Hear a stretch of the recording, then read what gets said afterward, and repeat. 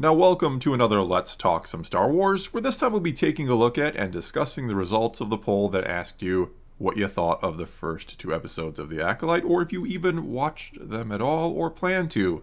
As usual then, I'll also be reading and responding to a few of the comments left on the poll, but before we can do any of that, let's get right to the results, where we'll see that 10% of voters said they thought it was good, 18% went with it was okay, and then another 10% said it wasn't very good.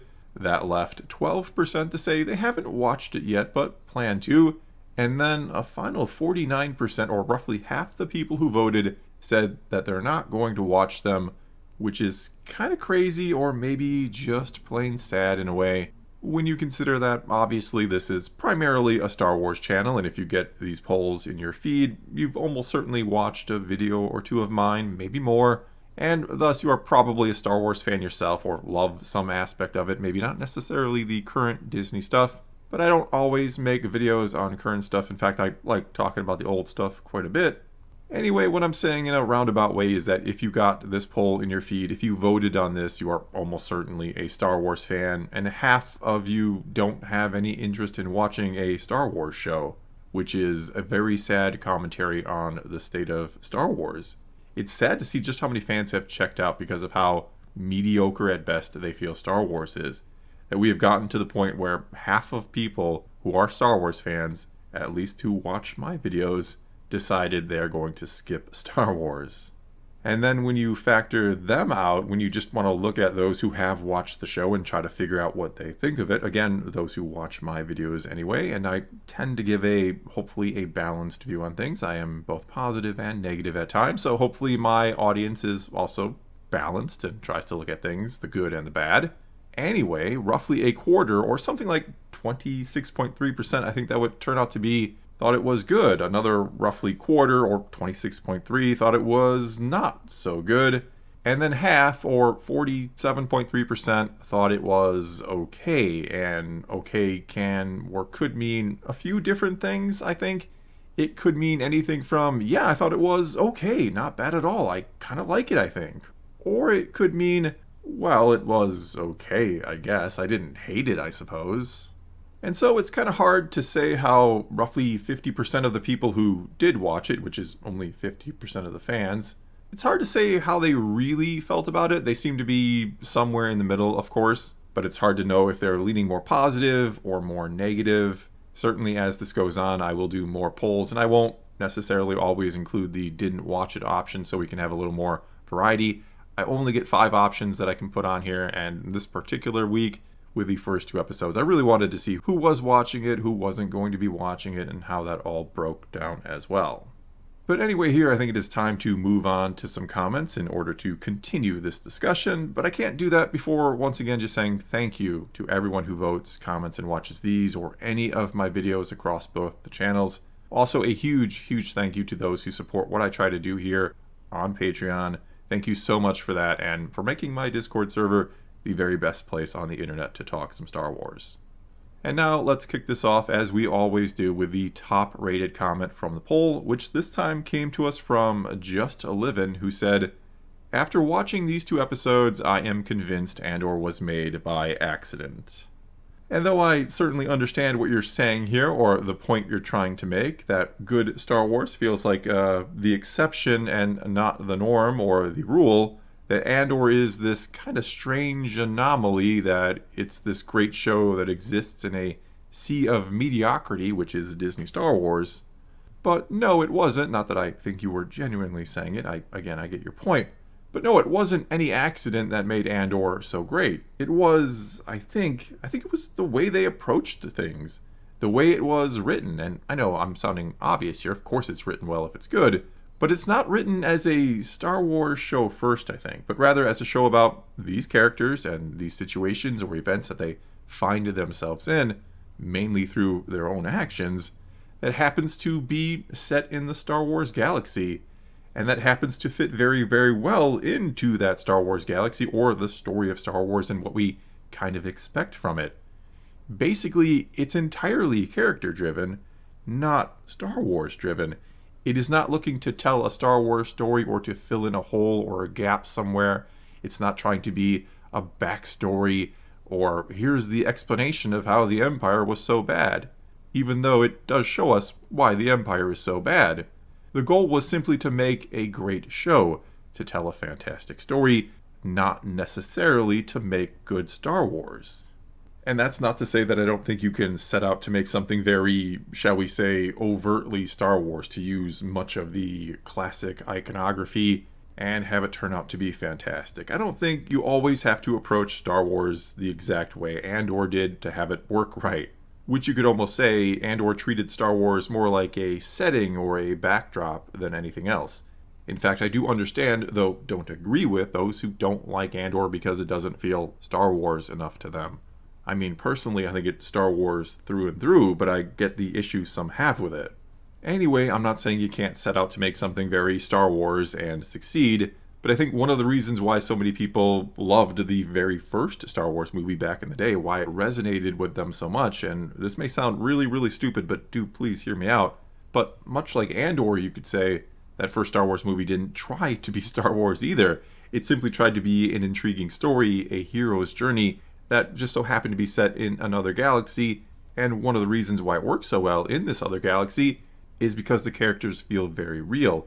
They feel like real people from our galaxy who just so happen to live in another galaxy. And oftentimes, I think when people try to create Star Wars today, when they write it, they don't do that. They don't try to make real characters. They instead make Star Wars characters, if that makes any sense, which I really hope it does.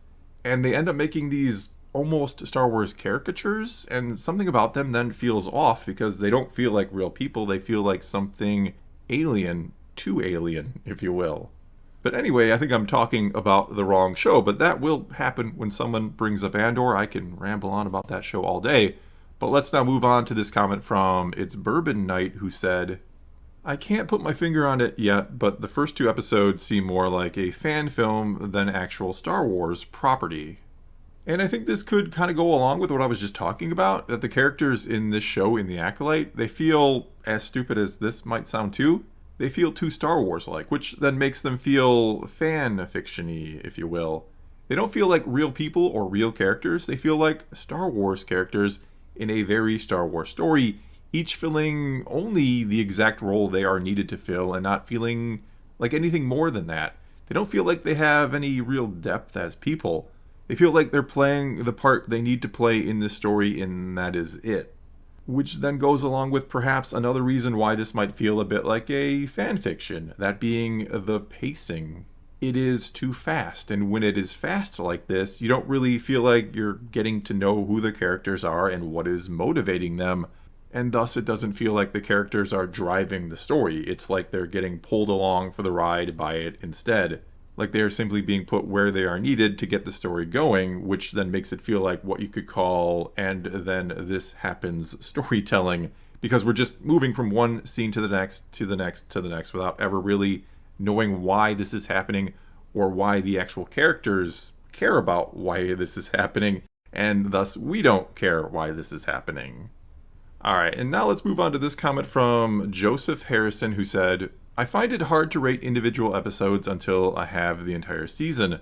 I'm still cautiously optimistic. If it keeps going this rate, it's not as great as Andor, but I believe it would be better than Kenobi and Book of Boba Fett, or maybe I just suck at being a critic. And not to get off track, but as long as you're being honest, I believe you can be a good critic, and you seem like you're being honest with your take, so well done. Because I do think part of the problem with The Acolyte, or the reviews of it, is that there are a lot of people not giving the most honest takes ever out there, and I mean that on both sides of the debate around the show. There is this argument, and I think there is truth to it, that many have decided to hate it before it ever even came out, and are looking for and finding, conveniently enough, they are finding any and every reason to hate on it and to consider it the very worst show ever, or they're simply review bombing it without ever having watched it in the first place. But then there's also those who decided they were going to love it and defend it before it ever came out, no matter what, either because they love all things Star Wars and can't bring themselves to pretty much ever be critical of it, which thus makes them bad critics, because in order to be one you have to be critical, But anyway, they're either doing it because they can't be critical, or they're doing it simply because they see themselves as defending Star Wars or trying to counteract those who have already decided to hate on it, and they call them toxic and all that. So again, well done on being honest and just saying what you think. That is what a critic should do.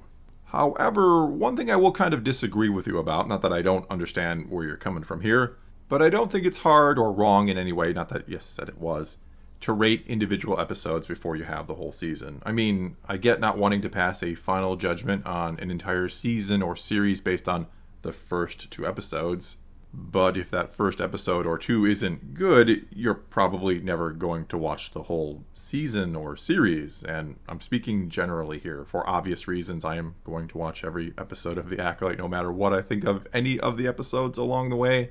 But if this were virtually any other show, if this wasn't Star Wars, which I am just going to watch all of it, and I watched the first 2 episodes and I didn't like them of some random show, I'm not watching the rest of the series or the rest of the season to see if I end up liking it in the long run. I'm just never going to get that far because you haven't hooked me from the start. And so no, I don't think it is unfair by any stretch, and this isn't exactly what this particular comment said, but many people will say that you shouldn't really judge the first couple episodes of something because that's not fair. Well, I think it's perfectly fine to rate and give your opinion and or take on individual episodes, because if I don't like those, what does it matter if it ends well? But anyway, let's move on to this one from Mordigan, who said, I thought it was going to be a train wreck, but I actually ended up enjoying them quite a bit. It gave me prequel vibes. And personally, I didn't think they were that bad. I thought the first episode was better than the second episode. I borderline like the first episode. But the second one, especially after a second viewing to kind of look at it a little closer, it really left me scratching my head at a few different points and disagreeing with some story decisions altogether. But no, I didn't think they were terrible, but I also didn't think they were very good. And honestly, as I was just kind of saying, after 2 episodes, under normal circumstances, I think things need to be already pretty good, or I won't keep watching it. I might have, if this isn't Star Wars, I might have given this show a 3rd episode a last kind of shot, but if it wouldn't hook me there, I think I would check out. And though you seem to have really enjoyed it, which surprised you, and I think that's fine, that's great. I'm glad you and others have enjoyed it, those who genuinely enjoyed it and aren't just saying they enjoyed it because it's Star Wars and it has to be good, because to say anything bad about Star Wars makes you a hater. But there were a lot of comments that basically said that they thought it was, as the poll even kind of reflects, that it was okay at best, not great, but not awful. And also a few comments, not many, that sort of criticized those who didn't love it as if they were or are always expecting too much out of Star Wars in general. But honestly, I do think we should expect greatness out of Star Wars, as we should expect greatness out of anything that they think is good enough to put on a streaming service or in a movie theater on the big screen. I don't think anybody ever sets out to make an average movie or show. They want to make it great, and if it isn't, I think it's every right for the person who paid to go and see it to say that it wasn't great. I mean, I will certainly forgive if they don't knock it out of the park every single time with Star Wars, if not everything is The Empire Strikes Back or Andor. But this idea that we should just be happy that sometimes it's okay and every so often or very rarely it is truly great, but most of the time it's average at best, that is ridiculous to me. I don't think we should ever lower our standards as Star Wars fans, or as many tell me, to simply be grateful to be getting more Star Wars, especially given we're paying for it. When we are paying customers, we have the right to give our opinions, even if they are rather negative, because we truly didn't like something. And I'm not saying you have to be overly hateful towards the property or the franchise, or certainly the people making it. Yes, some people will make crap, and you don't need to make them feel like they've done the worst thing in the world for it. But they certainly deserve a little criticism when they make crap. And so I really don't understand this recent trend, or whatever you want to call it, of labeling and lumping anyone and everyone together who doesn't like something, who is critical of something, into one group, and then assuming the worst about them, that they must not like it for this reason or that, instead of just actually listening to what they're saying. Even though, yes, sometimes they do go way too far in the criticism. I can understand if you love Star Wars, it can be hard to listen to someone kind of crap on it, right? I get wanting to defend it, but I don't get wanting to defend it to the point where you're hateful of another person for being hateful. I don't think you see the irony there. nor do I think you realize you're kind of falling into their trap. You're kind of taking their bait. If someone is being that negative, just ignore them. Don't lower yourself to their standards. I don't know. I think I'm rambling again here. So I'm just going to wrap this one up and say that is all I got for you this time. Now it is your turn. Take to the comments below. Tell me what you thought of the first 2 episodes of The Acolyte, or tell me why you're not going to watch them. Whatever the case may be, leave your comments below and let's talk some Star Wars. And so until next time, thanks for watching.